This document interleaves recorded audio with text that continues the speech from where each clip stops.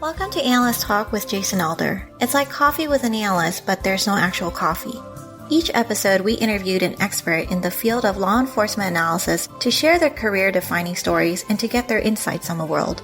Please join us on recognizing and learning from these brilliant minds as we define the law enforcement analysis profession one episode at a time. Thank you for joining me. I hope many aspects of your life are progressing. My name is Jason Elder, and today our guest has 18 years of law enforcement analysis experience. She was the crime analysis unit supervisor in Jacksonville Sheriff's Office. She's also a fantastic presenter and is very articulate. She is currently running her own business called CRH Crime Analysis Consulting out of Gainesville, Florida. She's here to talk a little bit about evidence-based crime policy. Please welcome Jamie Roush. Jamie, how are we doing? I'm doing great. Thank you for having me, Jason. So excited to be on the podcast. Thank you. Before we get started, as I was thinking about the interview today, I actually come up with a pretty good dad joke because your maiden name is Beachy. Yep. And so I was thinking, I was like, man, for some reason I got locked on that yesterday. My mind's kind of strange, but I thought, man, you should have a t-shirt that says I was beachy, but now I am in a Roush. Hey, there we go. That's a good one. So anyway, how did you discover the law enforcement analysis profession? Oh, Jason, the path to the law enforcement analysis profession was anything but straightforward for me. So I was attending graduate school at the Florida State University in Tallahassee, and I began working a data analyst job for the Florida Fish and Wildlife Conservation Commission. So basically the game and fish agency for the state of Florida, which you can imagine is a pretty big agency given all of the tourism and the water and all of the lands for hunting there. Yes. And in that part-time job, I was responsible for entering data from uniform boating citations. So what people think of as, traffic tickets, basically for boating citations, things that happen on the water. And I was also doing entry of off-duty security detail records. So Florida Fish and Wildlife does a lot of security details for the ports throughout the state, and they have to enter those into databases for federal reporting. And so I was doing this kind of data entry work, and I really learned a lot about the law enforcement profession just in kind of that role. My role changed there to one where I was actually leading a technology project for the Division of Law Enforcement for the entire agency. So I was doing that. And at the same time, I was in my graduate program. I was taking advanced geographic information systems, GIS classes. And I was actually studying at the time for my master's the prevalence of environmental waste sites or Superfund sites in disproportionate minority communities. And I was actually using Jacksonville, Florida as the city that I was doing this work in. And so as I learned about law enforcement, I was continuing to do work with GIS. I found out that the Jacksonville, Florida Sheriff's Office was looking for a crime analyst and really somebody who had a crime mapping background. And I was like, this is sort of interesting. The law enforcement work I was doing with FWC, the GIS work that I was doing in my master's program. And I said, let me just see what this is all about. And so I applied for the position there. And, it was kind of like a match made in heaven.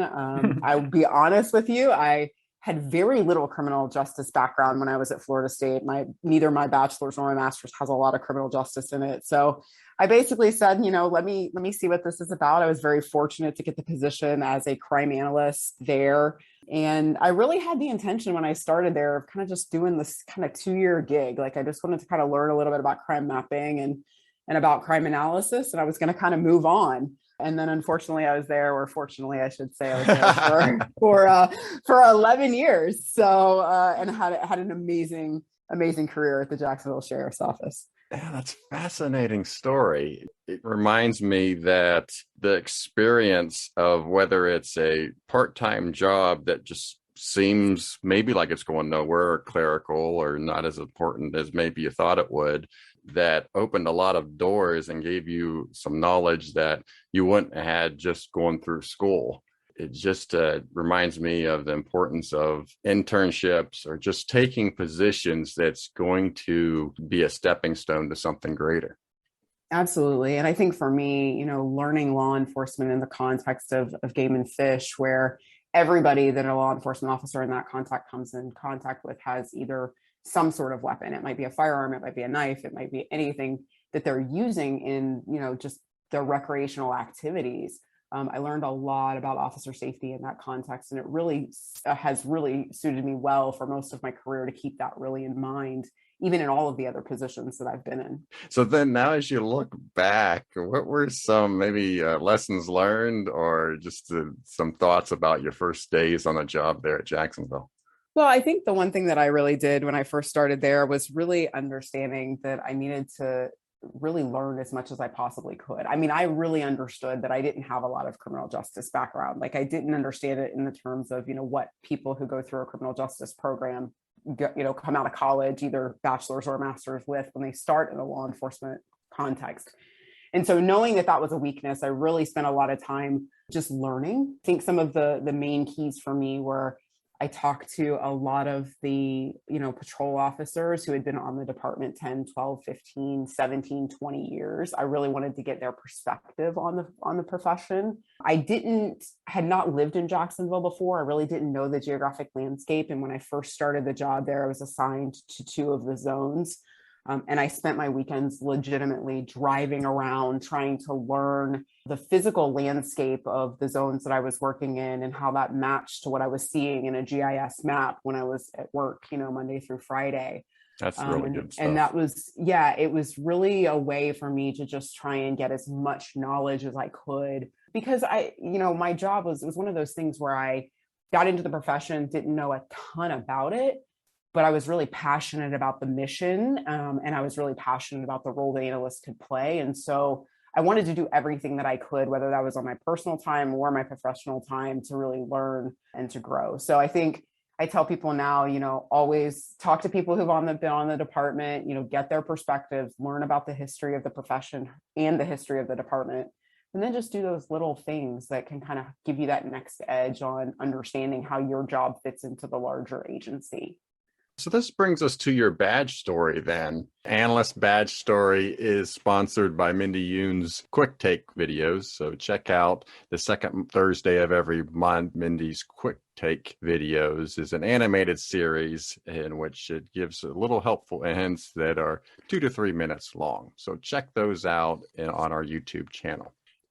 For those that may be new to the show, the badge story is the career-defining case or project that an analyst works. So what would you consider your badge story? Yeah, so this is a really interesting story and probably a unique perspective that I bring. I mean, I started my career with Jacksonville in 2004, and I was a crime analyst 1 and a crime analyst 2. But shortly thereafter, in 2007, just 3 years into my career, I was promoted to the unit manager role. And then with that came, the responsibility for employees working for me. And when that promotion happened for me, it was really about looking at how I could transition the understanding of analysis within the agency, but also help to define kind of a really young profession at the time. We were still, as a profession, very, very young. And so while I had notable cases kind of as an analyst, I think being promoted really changed that desire for me. And so there's no story, I think, in Jacksonville that analysis did not play such a key role as the 3-week-old abduction of Melvin Dew Close in 2010. This was a situation where we had a 3-week-old small child that was abducted from his home at approximately 7 p.m. by a woman who had approached the home and told his parents that she was a worker from the Florida Department of Children and Families and that she needed to take their child. After about an hour, the parents were confused and they contacted the Jacksonville Sheriff's Office. And in the hours after that, within just actually another hour after that, myself and other analysts, Stan Howard and Ryan Hehouse, responded to the scene as part of our call-out protocol that we had for not only abduction investigations, but also for murder investigations. We had a pretty extensive call-out procedure. Through the investigation, it was determined that the woman had stalked the family earlier in the day when they were having a medical checkup appointment for the 3-week-old baby at Shands UF Health Jacksonville. Through a series of review of video footage and good DNA evidence and fingerprint evidence that was recovered at the scene, shortly before midnight, an Amber Alert went out in the state of Florida related to the 3-week-old abduction. The analysts began working details associated to the fingerprint that had come back that we had received off of some paperwork that the woman had left at the family's home. Through a variety of different kind of processes, Stan and Ryan and myself were able to really help investigators identify all of the key locations associated to the suspect. And this was one of the most critical components. As many of people know, the first hours after an abduction are very, very critical. And oftentimes you can make a misstep in terms of trying to go to one location that a suspect may be at, knowing that the suspect may be at another, and really that network of people lets them know that they're being followed. So Ryan and Stan and I were able to locate 6 key locations for the suspect. So were you able to identify the person from the fingerprint pretty quickly? We were, and part of it was because of the nature of the case. We actually had representatives from the Florida Department of Law Enforcement who were on staff and actually had responded to the scene. And so they were able to do some preliminary evidence right there that helped locate that fingerprint. So as we kind of walked through this process, we were able to identify 6 key locations for the suspect. And with that, there were 6 teams of individuals who were actually assigned to simultaneously approach all of those 6 locations in the early morning hours. And in about 5 a.m. that morning, as our 6 teams approached one of the locations, actually the key location that Ryan had identified as related to the suspect, we were able to successfully recover the 3-week-old baby. This case is one that, again, my role was very minor in the case, but the work of the analysts was invaluable. It provided that final kind of aha moment and key moment where the agency started identifying analysts as a force multiplier. And it really allowed me in a manager's role to help kind of facilitate analysts being embedded in all aspects of the department. The other really interesting thing was that it was the very first time that then Sheriff, now Congressman John Rutherford, publicly acknowledged the work of crime analysts and talked very openly about the value of analysts to the investigative process. The team was recognized, the analysts as well as all of the investigators were recognized at Florida Missing Children's Day that year for their instrumental work. And it was really an opportunity. Yeah, it was really an opportunity to just highlight the importance of analysis, but it gave me additional ability to really move the work of analysis within the agency. And ultimately, some of the work that we did in the subsequent years was pretty successful because of this particular case. So a lot of this was the research done by the analyst through a series of databases to come up with the 6 locations, correct? Absolutely. And it was one of the things that was really critical about those 6 locations was it wasn't just the common locations that you see in like a victim address or a suspect address or, records within the records management system. The key location that was associated to the suspect was actually one that showed up on a vital statistics report that was not correlated with anything we had seen in the law enforcement data. And without the work of analysts to be able to take all of these kind of subsequent or auxiliary data sources and be able to identify that location, a traditional search would have never picked up this location being the one that the suspect had taken the baby to. Was she taking the child for herself, or was she trying to sell it to somebody? No, she had actually intended on taking the baby for herself. She had been impersonating a pregnancy for multiple months. And so this was right around the time that she had told her family and friends and other people that she was due. Oh, okay. Man, that is something else. That is a scary, scary story, because normally when I see those Amber Alerts and it's a very small child like that, my first thought is, it's probably domestic related, where one of the parents is taking the child without permission. Right or wrong, that's usually what I think of. But man, in this case, this is a stranger coming up to the house and taking the baby out of the house. Yeah, and one of the things that I think was very haunting about this case for Jacksonville, it was the second child abduction of a stranger scenario. The previous one was many years before. It's the famous Kamaya Mobley case, which is actually still an unsolved child abduction. Oh. And so it was one that I think investigators really were so concerned and really never really thought that it was domestic initially because they were, so remembering the Kamaya Mobley case as well. I also find it fascinating that analysts are part of the call out procedure. And maybe talk a little bit about that and maybe some recommendations you would have to analysts if they are part of a call out. Yeah, I would say that, we had a really unique process in how that happened. I mean, I think early on, case by case, investigator by investigator, they saw the value of analysts. And so it'd be, a night or weekend, they'd get in a unique investigation, and all of a sudden they're picking up the phone and they're calling the analyst just because they're all part of a team. Hey, can you run this down for me? And the more and more that happened for us, the more and more that I said, we need to put this in a formalized process. And we need to make sure that we still give analysts the time to be able to have their family lives and to not be on call 24/7 whenever a case just happens to go out. And so at this point in time, we had already established a pretty robust call out process. Again, one of the things to think about in that is that you have to really develop a schedule for it. You can't expect analysts to just kind of drop everything at any point to go and be called out. So it really has to mirror a similar process that you see within law enforcement units, whether that's homicide, robbery, major crimes, et cetera. And also give flexibility for backup when the analyst who's assigned to that area or to those particular types of investigations just cannot respond, making sure other people are capable of doing that as well. But one of the things that I tell analysts about this, to your point, is, it can be a little bit painful, right? Because you are giving up a week or a month, or you might give up a couple nights that you can't necessarily do all the things you normally do with your family because you are on call.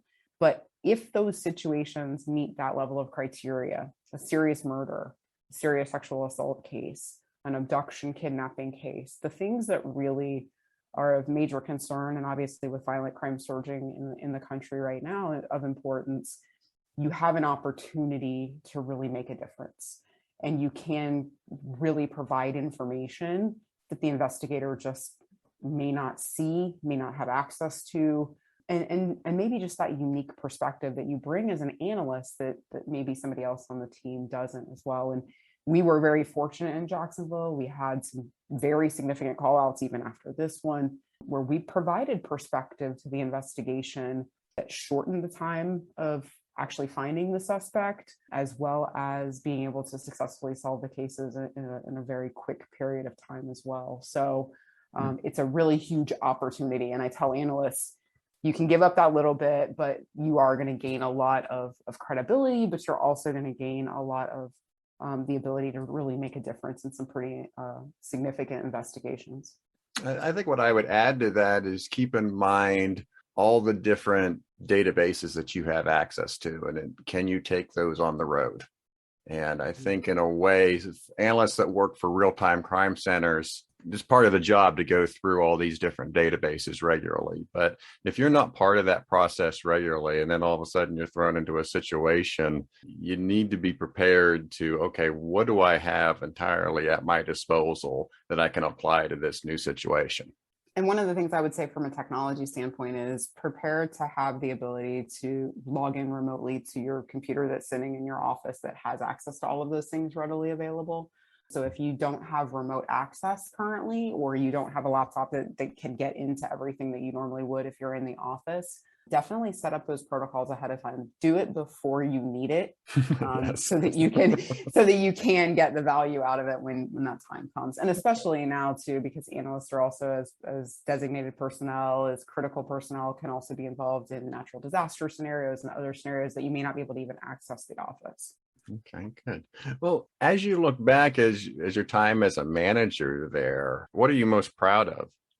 I think as a manager, one of the things that was really important to me was being able to grow the unit and grow the capacity. But I would say that, when I left the agency in 2015 and I looked back over those 8 years that I managed, we had really transitioned the work that analysts had done for the organization. There was just not a key operational decision that was being made in the agency, even to the extent of, the officer work hours for traffic units, or how often they deploy to hotspots or to different areas of workload assessment. There just was not a part of the agency where operational decisions didn't involve some sort of analysis.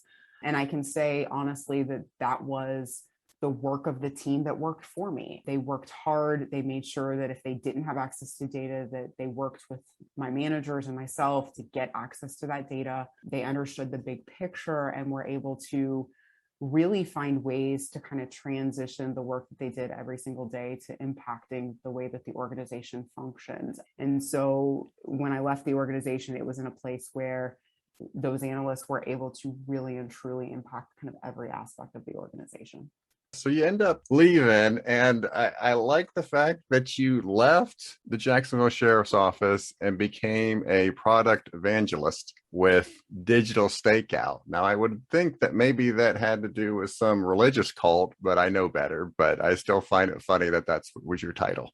That was the biggest joke when I left Jacksonville. They were like, you're going to be what? And I said, listen, product evangelist is a very startup tech term.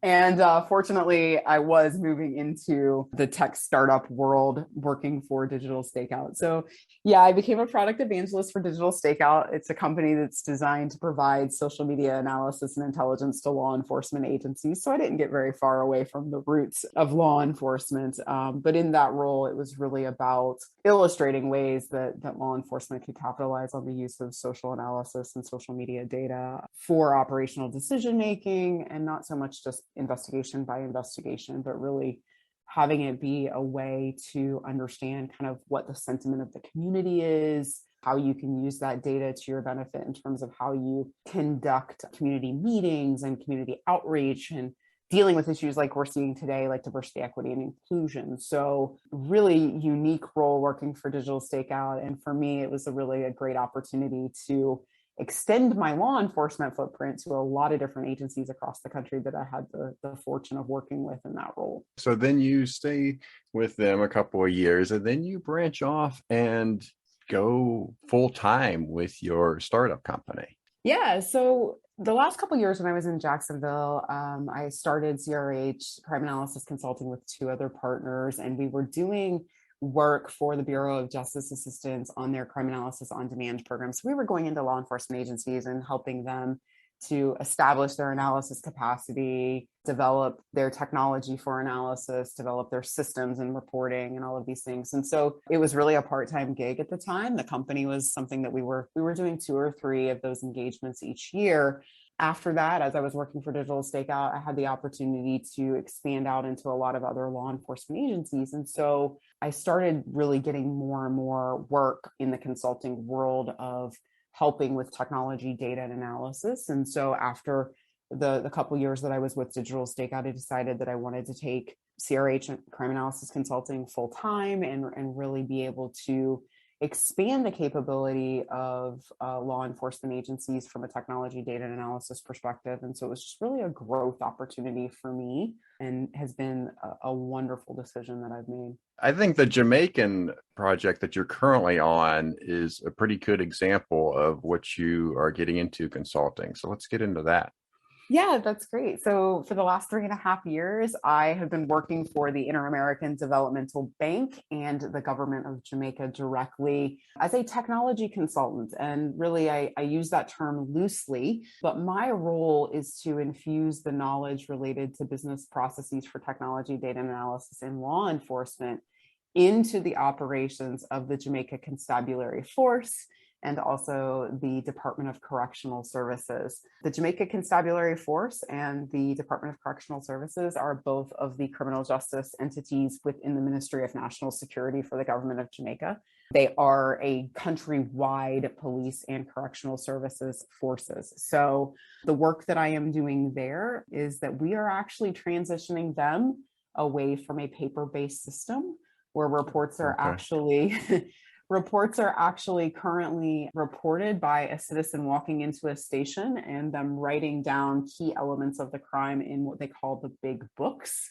And we are now implementing a records management system and a case management system for the JCF, the Jamaica Constabulary Force, and then a correctional management system for the Department of Correctional Services. So we are fully automating these two agencies after many, many years of them only writing only small details of crimes, actually, not even full crime reports on paper. Wow. That is amazing to me, because as much as I feel I know about technology, whether it's writing SQL or dealing with data in Excel or Access, going from paper to technology, I mean, that sounds so hard. It is a challenge. And part of the reason that it's a challenge is because, the way that they think about collecting information is very different on paper than it is using technology. And so simple things like, do you have a table of all of your officers across the entire force? They are a force of 13,000 as well. Mm-hmm. Do you have a table of all of your officers and where they're assigned is something that they don't even have. Well, that's critical in putting it into a records management system so that a report can be routed from that officer to that officer's supervisor. So we're literally embedding all of these business processes that in so many ways in the United States and in Canada, we take for granted that it just exists. But we're going back and we're saying, no, these are all of the foundations and the building blocks that we need in even beginning a records management system. Things like, one of the most recent examples is case investigation status. Those statuses, for the most part in the United States, are set by FBI standards, but there, a case can be pending with the court system. They can get information back from the court system. They can have a variety of different statuses that are completely different. And we're having to create all of the choices that an officer is going to be able to select from for those case investigation statuses. So something just really, really simple. Wow. And you have a Go Live coming up event, right? We do. So we are currently in the last stage of configuring the software, and we'll have our user acceptance testing in September and October. And we're going to do our first pilot in the beginning of November. So we're really excited. We have 174 officers who are going to be piloting this in 2 geographic regions within the country of Jamaica. And we're going to be doing it start to finish. So we're going to do specific types of investigations, and it'll carry from the first report of crime all the way through the case being transitioned to the Ministry of the Court System or the Ministry of Justice there. So it's outside of the law enforcement scope. Wow. Well, best of luck with that. Thank you. Well, let's take a break. When we come back, I do want to talk about some evidence-based policing, and I want to get your advice and then get into some of your personal interests. Sounds great. You're listening to Analyst Talk with Jason Elder. We'll be right back.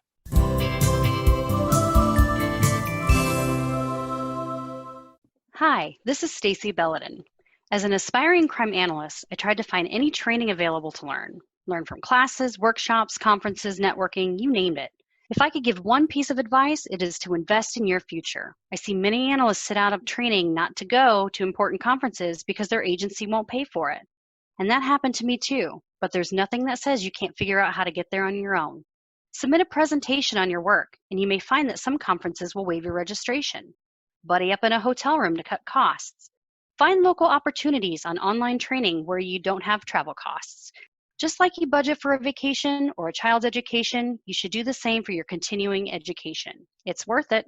Hi, this is Angela Backer-Hines, and I just want to remind you to give yourself a break. As analysts, we strive to have all the officers in our department utilize our skills, and we typically want to be everything to everyone and do everything we can each day. But work is much more manageable and less stressful if you embrace the fact that it's okay to take some time for yourself, and maybe even to say no once in a while.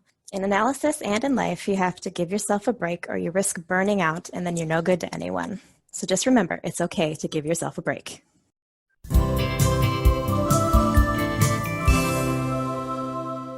Welcome back. Jamie, I want to get into some advice that you have for our audience. I always like to ask the question of when you look back at your career and when you started, was there something that you thought, oh, by 2021, we'll have this all figured out?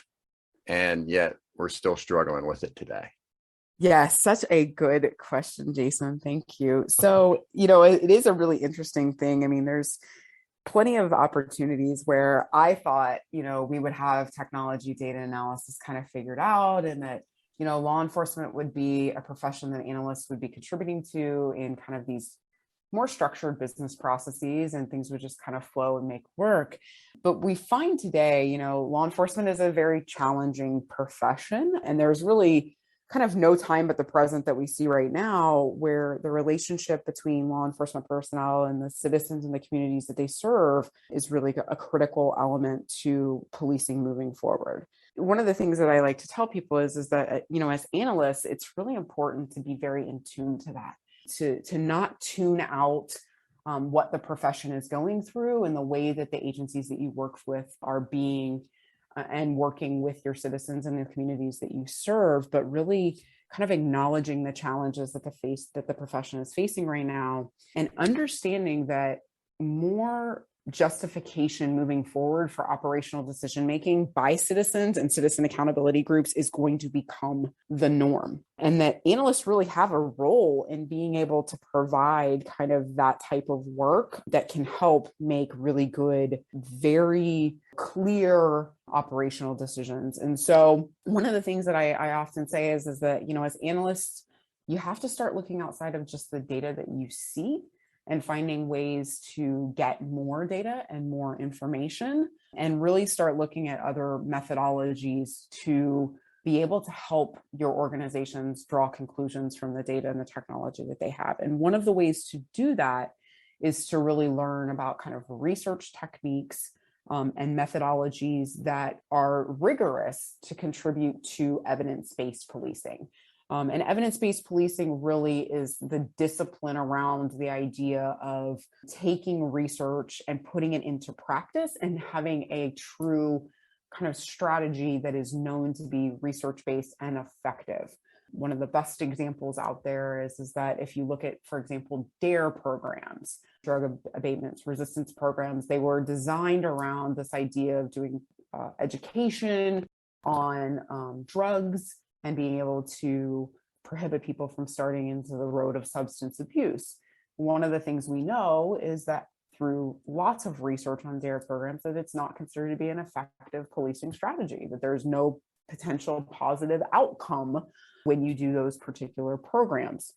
So evidence-based policing is really the idea of using kind of successful methods of research that can tell us what is going to be successful in policing, not just necessarily from a policing perspective, but also from a community perspective.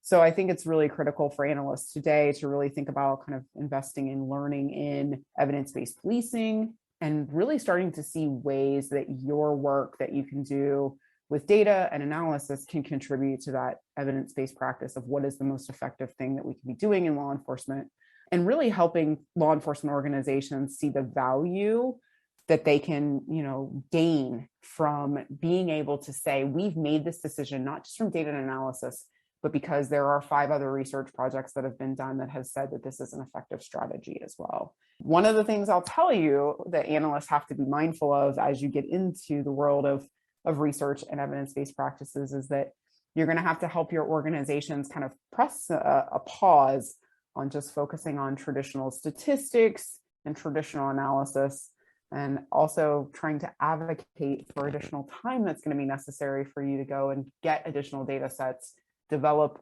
new methodologies, help contribute to the research to develop that evidence-based strategy and that practice. And analyst managers out there must also advocate for this kind of over and over again, that if analysts are continuing to be in the loop of doing the same reports over and over again, the same analysis over and over again, and are working, 50-hour work weeks, you're never going to have the time to be able to step back and to do and contribute to the evidence-based practices that are out there and what we know to be successful in policing. I like that you used an example of an outdated strategy. And the reason for that is when some of these buzzwords that we come up with in this profession make me laugh, like community-oriented policing. And someone will say, well, what else would we be doing? Right. I mean, but it reminds me, though, in terms of evidence-based, I was like, well, what else would you be using? But if you're using a tactic that's outdated and has not been replaced and you're not up to date, then you're using old tactics that should be sunsetted. Absolutely. Yeah. We had talked yesterday, you're going to be at the ASEBP conference in a couple weeks, the American Society of Evidence-Based Policing. And I was on their website and I thought it was interesting. They were talking about evidence-based policing being twofold. It's first coming up with the research project and coming up with a solution to the identified issue. But the second one, and I think this is the one that's most important probably to analysts, it's then coming up with a practical application for that new evidence that they found. Absolutely. I think, and really it's the role of analysts and operational commanders together to come up with that strategy, right? The strategy should never be developed in a vacuum. It really has to have the data analysis research approach, but then it also has to have the law enforcement business knowledge that goes with it. And I think analysts have unique perspectives that they can bring to the table in doing that as well. It is a challenge too, because you get into research, you get into academia at that level, and then there's the academia way of writing, and then there's law enforcement way of writing. Trying to get those two to mesh can be problematic. Yeah, I think actually analysts have a great role in that. I have always thought, and I've advocated that analysts are really the tweeners in a couple different ways. Number one, they're the tweener between law enforcement business knowledge and how data actually is put into systems and understanding the caveats of data. But they're also the tweener between kind of the technology and the avenue to do that. So that's one aspect. But I think analysts are also the tweener between the understanding the academic research, but then being able to say, but if we implement that in a police agency this way, it's not going to work that way, right? Because that's not the way police agencies function. And so I've often seen where research will come out related to an effective policing strategy, and a deputy chief or assistant chief will say, hey, this new research is out. Let's just go start doing this, right? But not realizing that their organization just doesn't function that way. And I think analysts have the ability to say, whoa, we don't collect data that way. Or, that's not really how it's done in practice, and can kind of be that lead between understanding the importance of the research that's being put out, but then being able to translate that in a practical way and bringing that to the command staff and saying, here's, I think we might be able to accomplish the same objectives, understanding kind of the business processes.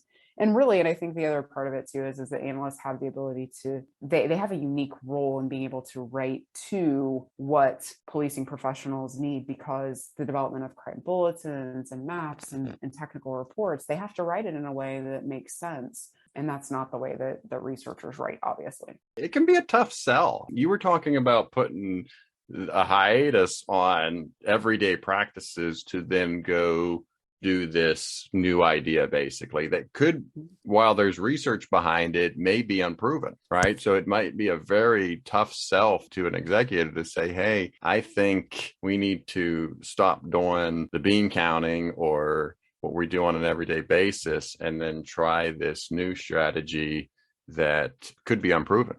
And I completely agree with you. I believe that it is very difficult for organizations to see the benefit that they can get out of evidence-based practices and instituting evidence-based policing. But the reality is that we're at a very unique time in the policing profession, and the justification for the choices and operational decisions that we're making today are going to require something new. When you start to look at a lot of the funding streams that are coming out of the current administration, they actually are earmarked with the term evidence-based practice in them. So this is not something that is a pipe dream. This is something that's starting to be embedded into the idea that law enforcement agencies are going to have to use data and analysis in a new way to really address the needs of the community and the citizens they serve. And we're also seeing a rise in accountability organizations for all levels of government, not just the law enforcement aspect, that are demanding open transparency, are demanding the ability to share, what went into the decision and how you've made that decision. And I think analysts have a really unique role in being able to help facilitate that change for organizations, even though it is going to be a very tough sell. So then this idea of police departments working with either community groups or business consortiums, usually a very mutual understanding working with them. And for most of the meetings that I've been in, it's very much led by the police. But now, you use the idea of accountability groups, and now you're getting into more of a combative relationship with the police department and these accountability groups demanding transparency, just having a lot of demands that puts the police department in a different role when trying to deal with these groups. And so that also lends into this idea of evidence-based policing and trying to accommodate change. Well, I think the reality is that in the past, police departments have gone to the community and asked for community groups to come and help them with crime problems. And so that's where I think you're absolutely right. Initially, there was a lot of movement where police departments would lead these community efforts in the goal of saying, hey, we want you to help us. But where we're at now, I think, is that there's been so many serious events and circumstances that have really given rise to these accountability groups, and for, citizen organizations that are coming together and really formalizing an approach of wanting accountability from police departments and also from other levels of government. And I think it's an opportunity for police departments to really focus in on how that can help them in ownership of law enforcement problems. And I think it's just a different direction at this point, but I think that it is an open field and an opportunity essentially for law enforcement agencies to take hold of that and to work through that. Are there going to be circumstances where those interactions are, demanding and potentially combative? Absolutely. But I think in the end, it's really important for these organizations and police departments to come together and to really have those goals set at the beginning and a level of understanding of how they come to the table. Because ultimately in the past, police departments have asked these groups to come to the table or have asked other business organizations to come to the table. And now it's really more the community asking for police to come to the table and have these common conversations. But again, I think it's really critical that at the outset of them, that these organizations and police departments really talk about what the intent and goals are up front so that everybody has a very clear understanding of what perspectives each come with. Could you give us some examples of some evidence-based strategies that have been put into place at police departments? Yeah, I think some of the best examples, come from things like hotspot policing as well as focused deterrence. There is new research that's coming out on place network investigations. So, my first exposure to evidence-based practices was really helping to co-direct the internationally recognized hotspot policing project that was done in Jacksonville. It is considered to still be one of the more effective hotspot policing projects that actually determined what intervention you should employ at hotspots to be the most effective. And so what we did in that project was we compared traditional saturation patrol in hotspots on the appropriate days of weeks and time of day when the crime was actually occurring, mixed with other hotspots that were given problem-oriented policing treatments and the ability to look at the underlying contributing factors to crime and seeing if that got a longer-term effective strategy. And in fact, that hotspot policing project showed that in the subsequent period of time for directed patrol or saturation patrol in hotspots, that after a 90-day test period, there was only approximately about a 90-day subsequent period of time that those hotspots still continued to die down. Whereas in a problem-oriented policing approach, there was a 45% reduction in crime initially, but then there was also a longer term benefit in being able to address that hotspot in a way that focuses on those underlying and contributing causes to crime. And so that project came out of kind of what is the best intervention. And today it is actually still featured on George Mason University's Center for Evidence-Based Crime Policy as one of the approaches to use for hotspot policing. Another great example that goes into hotspot policing as well is research has shown that essentially, if you are doing saturation deployment associated to hotspots, that 15 minutes of intervention in a hotspot can get you up to 2 hours of benefit of crime reduction. That particular phenomenon is known as the Koper curve after its founding researcher, Christopher Koper, who is also at George Mason University's Center for Evidence-Based Crime Policy. And today, a lot of agencies, as they're working through violent crime initiatives, when they are doing patrols at hotspots, they actually enact the use of the Koper curve. So they tell officers, go to this hotspot, ride around in this area, park your car, get out of your car, do foot patrols for approximately 15 minutes. Get out of the area. We don't need you there any longer. And we're going to get about 2 hours of benefit. Again, a very research-driven approach that can be practically put in place and help to address manpower shortages we see in police departments today, and ultimately the violent crime problems that many of the cities in the country are experiencing. In the scenarios that you just described, someone might also describe them as problem-oriented policing. So it makes me wonder, what's the difference between problem-oriented policing and evidence-based policing? Yeah, so evidence-based policing is really about using the research base of saying this has been effective in another particular jurisdiction or another particular agency has gone through the rigors of being tested and has determined to be a successful policing strategy, and then taking that strategy and employing it to the same problem that you have in a particular other area. The difference with problem-oriented policing is many of the tactics that and approaches that have been used in problem-oriented policing have been and seen initial reductions in crime, but have not gone through the numerous rigorous testing that is required and or any type of systematic reviews that say that strategy has been successful in Jacksonville. It's also been successful in Chicago. It's also been successful in Houston. It's also been successful in these other areas. So it's the rigor aspect of evidence-based policing that really is different from problem-oriented policing, whereas problem-oriented policing is much more about kind of enacting those tactics. Evidence-based policing is saying that the research from a statistically significant standpoint has said this over and over and over again and has gone through a systematic review.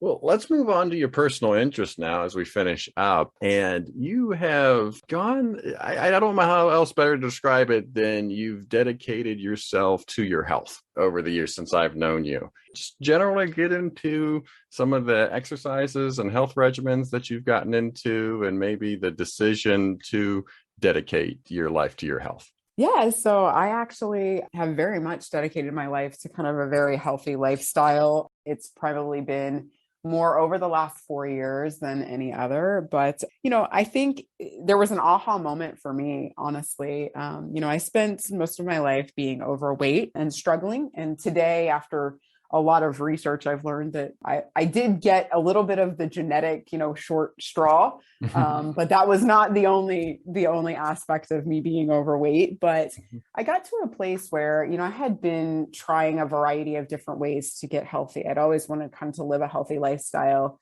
And I, like a lot of people, kind of yo-yo dieted, right? Like I would be successful with one thing for 6 months. And then all of a sudden something would happen in my life and I kind of pull back from it. And then I would get into something different and I would go through that approach. And I remember seeing a quote that really talked about, stop breaking the promises to yourself. And it really resonated with me. I am a person that's extremely loyal to the people in my life. And I really want transparency with people in my life. And so I thought to myself when I read the quote, I said, wow, I want people in my life to make promises to me or to be, open and transparent with me. How can I ask that of these people who I love and care about if I can't keep the promises that I make to myself? It was the moment where I said, I want a healthier lifestyle. I've wanted a healthier lifestyle for a long time. What are those promises that I need to make to myself and really put my mind, my heart into not breaking those promises.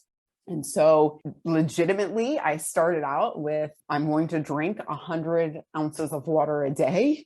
Any place that I go to a store, I'm going to park in the parking space that is as far away from the entry to the store as I can, and I'm going to walk. And the third was anytime I had an opportunity to take the stairs rather than the elevator, I would. Those were my first 3 promises. Super simple, but those were the ones that I chose not to break to myself. Ironically, I actually still employ those today. Good for you. Just because it's part of consistency and routine. So, but I've been on this health journey for about 4 years, a little over 4 years now. And I will tell you that the key to everything that I've done from a health and fitness perspective is consistency is my superpower. I think it's interesting. The thing about the stairs is most building supervisors don't want you to use the stairs, right? Yeah, They don't normally point them out. So I would use the stairs when I go to places more often if I knew they were there. But a lot of times they'll direct you right to the elevator because that's security wise, that's where they want you to go. They don't want you in the stairwell. Yeah, I just happened to find those stairwells. I've actually, I traveled a lot in that first year that I was in this health and wellness lifestyle. And I would just ask, like, where are the stairs? And it didn't matter if there were, I was on the 10th floor. I took the stairs. So how long did you do this before maybe implementing something else or adding to this, or what were the initial results? No, I think that's a great question. So I actually say I'm a self-proclaimed biohacker today. And part of the reason for that is that I really had to kind of find my own way with working out and with food. So my first evolution of kind of food and working out, the combination of that was about a year. And I was still seeing success. And I started doing research and understanding that the body needs changes. It needs something different. It doesn't do well with consistency over long periods of time. And so I made a change in the second year, primarily to food.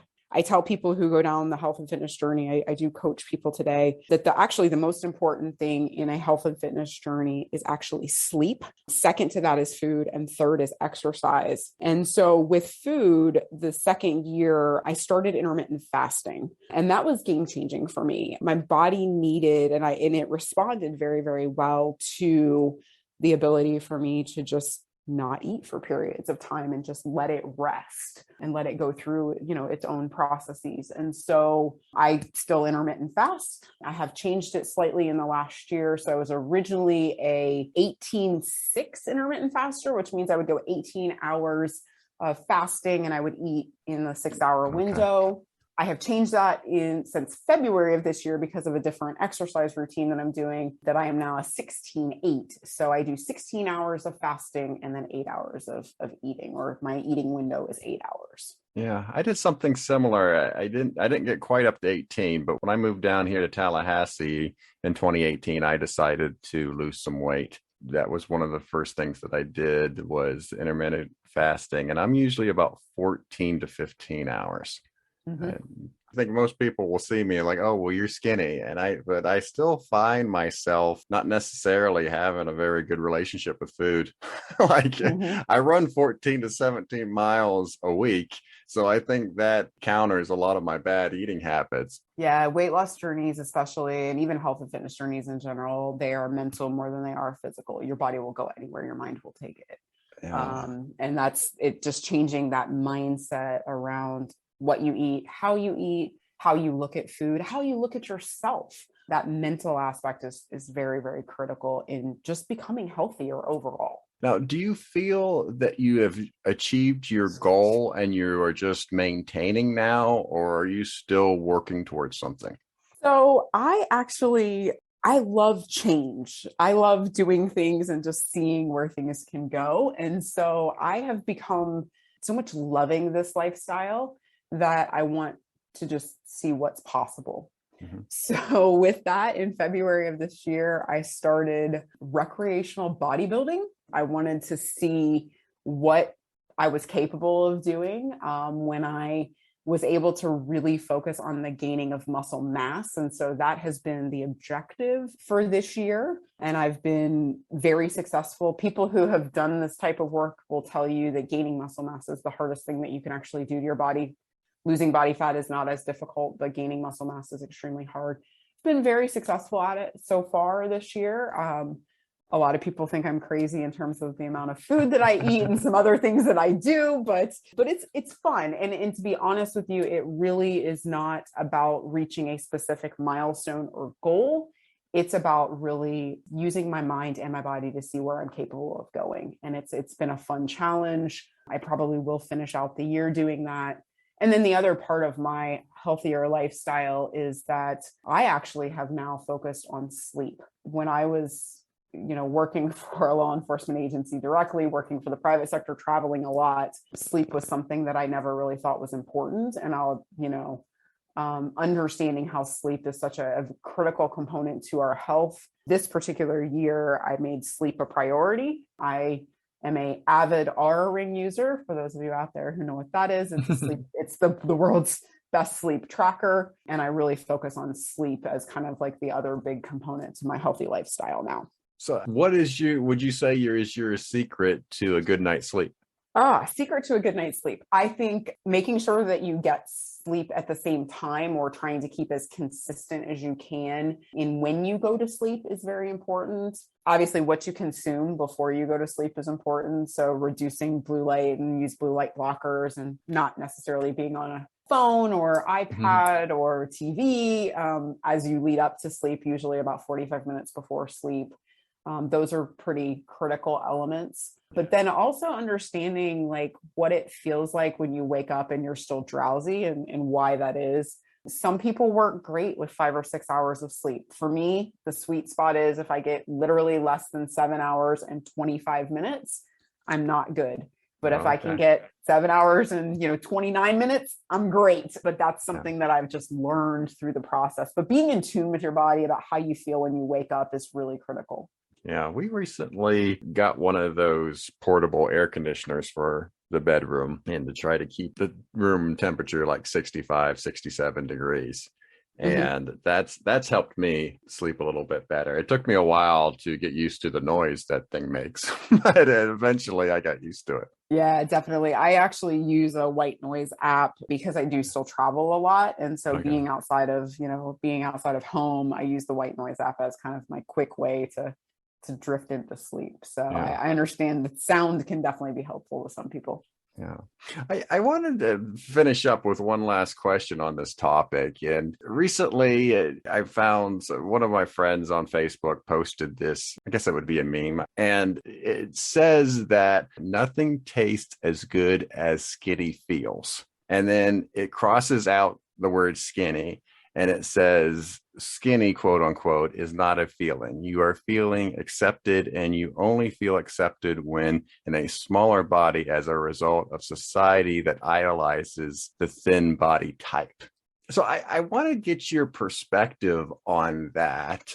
My initial reaction is, well, some people can just choose a goal and want to do it without necessarily being so influenced by society in terms of look. It just may be a choice that you decide the healthier lifestyle as opposed to being skinny, for instance, just the words that we use. Yeah, I think that even over the last 5, 6, 7, even 10 years, I think we've seen a lot of diversity in what people believe to be kind of the model body for men and women. We're seeing diversity in magazines and in advertising. We're seeing companies like Khloe Kardashian's Good American, which does, sizes 0 to 24. We're seeing where that is becoming accepted within the model culture. It's also becoming accepted within, the clothing industry. But at the end of the day, people still overall are judged in many cases by the way that they look. And I think also there are people out there who do suffer from a lot of long-standing body image. And so the idea that people feel a certain way when they look a certain way, I think has been ingrained all throughout society and what's being shown to us and what's being seen. And, even the number of commercials that we see during the Olympics right now that are health and fitness commercials, new exercise equipment, diet commercials, all of these things that, a lot of that information is targeting the fact that there are 66% of adults in the United States that are considered overweight and obese. And so the reality is that, a lot of people are still very much dealing with body image. And so, yes, people can make a decision to have a healthier lifestyle, but it also comes down to the decisions in terms of what their relationship with food is, because food in many cases is an elixir. It's an addiction for people. It is something that can provide comfort for people, but also, how they view themselves and what their own personal story is with their own body image as well. I said it a little bit ago, but I'll continue to say, 99% of my health and fitness journey was mental for me. It was being able to focus in on something and seeing a higher purpose and wanting a different lifestyle. But it was really telling myself, this is something that you've committed to. This is something that you want to do. This is something you have to stay the course of. And that is very challenging. It is a very challenging road. And I've found that by doing that and allowing my mental capacity to guide, there's been very little that I haven't been able to do with my body physically, including, lifting extremely heavy weights on a very consistent basis now. Nice. Well, our last segment to the show is Words to the World. And this is where I give the guest the last word. Jamie, what are your words to the world? So I want to talk a little bit about kind of the law enforcement aspect of this, because analysts are listening to this particular forum. And I just want to remind you that law enforcement is still one of the most noble professions that are out there, and that the work that analysts and all law enforcement personnel do is extremely noble. You have an opportunity at this very challenging time in policing to be the change, to help facilitate the changes that are necessary to serve the communities that you serve and your citizens well. And that when we're faced with challenges today in the law enforcement profession, think about the fact that every setback, every challenge is a setup for a greater comeback. Well, I leave every guest with you've given me just enough to talk bad about you later. Perfect. But I do appreciate you being on the show, Jamie. Thank you so much, and you be safe. Thank you for the opportunity. Thank you for joining us today on Analyst Talk with Jason Elder. We hope you not only enjoyed the show, but also learned something new. For more information on our guests and information relating to today's topic, please visit our website at leapodcast.com. Special thanks to the Rough and Tumble for our theme song. For more of their music, you can visit their website at theroughandtumble.com. Also thanks to Kyle McMullen for our show logo. For more of his design, please visit his website at moderntype.com. The show is hosted, recorded, and edited by Jason Elder and written by me, Mindy. You can contact us both via the LEA Podcast website. Please join us again next time as we interview another expert in this great field.